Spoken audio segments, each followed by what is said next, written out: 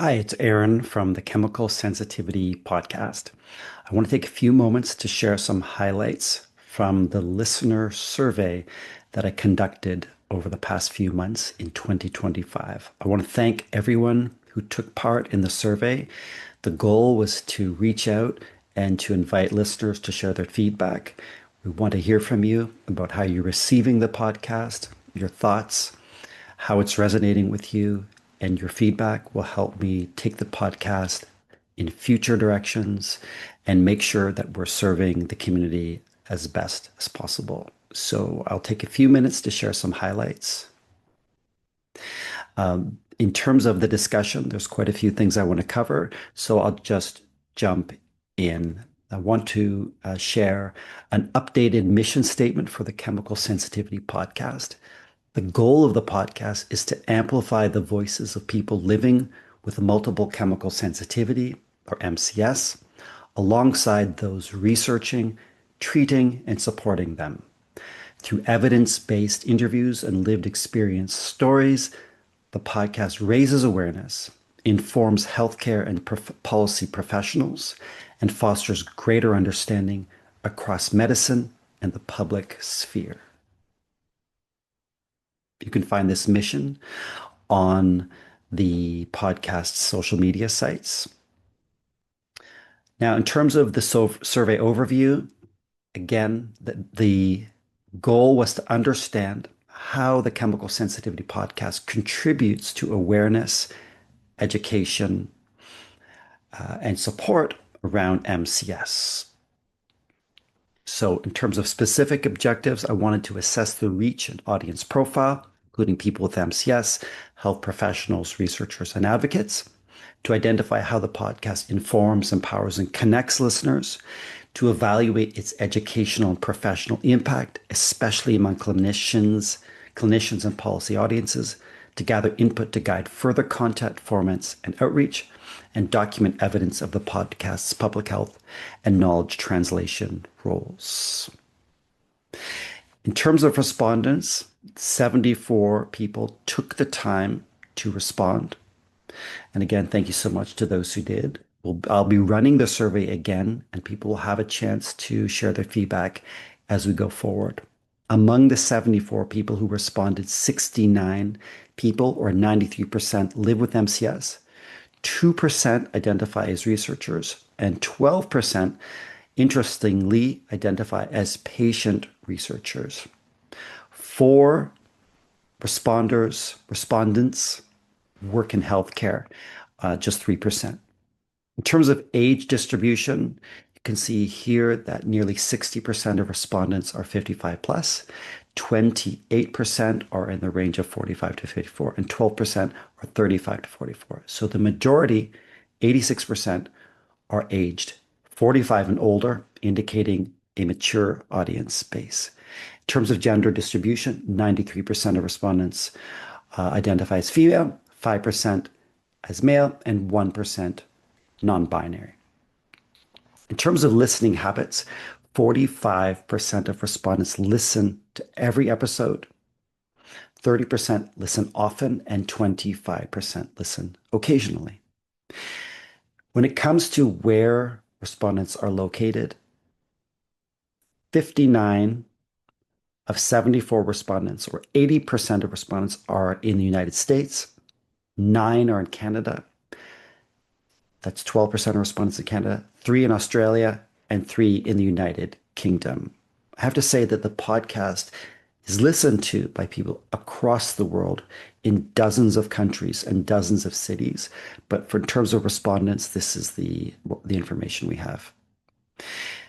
I asked people about their preferred format and length. 60% of respondents prefer the in-depth interview format that we've been focusing on. 30% like short topic discussions, and 10% like roundtable discussions. The ideal length, 50% like 30 to 45 minutes, 35% of respondents like 45 to 60, 10% like under 30, and 5% like over 60 minutes.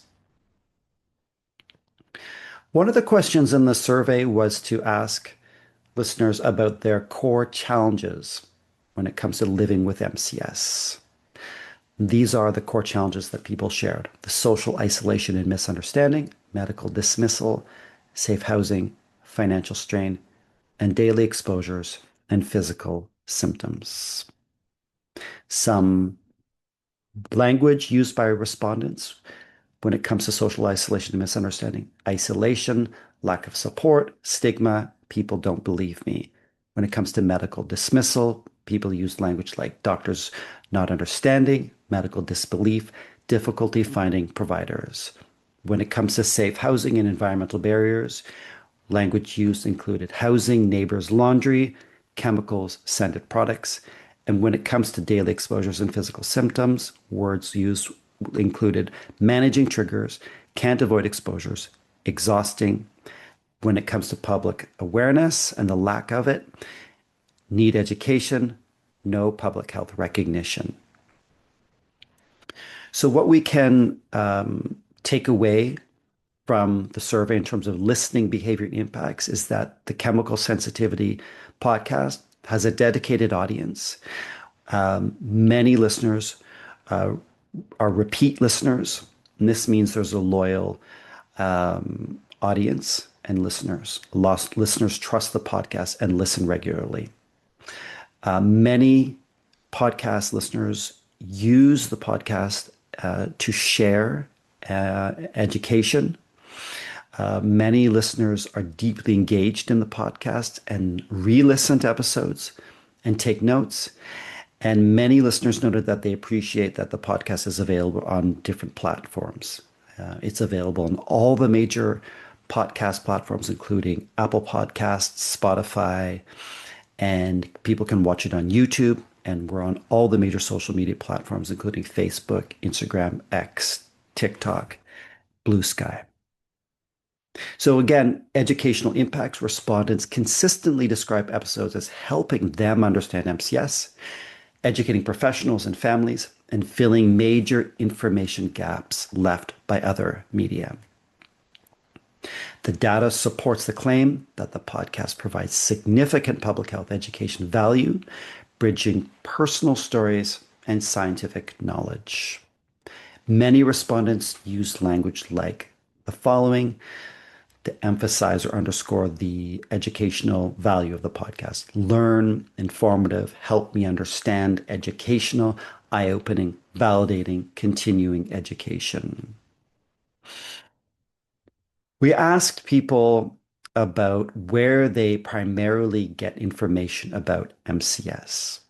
And I was encouraged from the data to learn that 50% of respondents say they primarily get information about MCS from the Chemical Sensitivity podcast. Of course, I hope this continues to grow, but it's in a great place at the moment. 30% said they get their information primarily from online groups and social media. And of course, we know online groups and social media play a critical role in helping people connect and to share information. And 20% get information from other sources.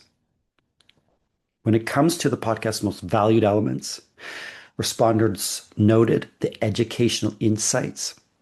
Listeners learn from both experts and others who share their lived experience. They find that they receive validation and connection.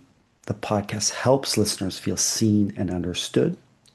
And they appreciate and value the credibility and tone, the calm, thoughtful interviews style, which builds trust and understanding.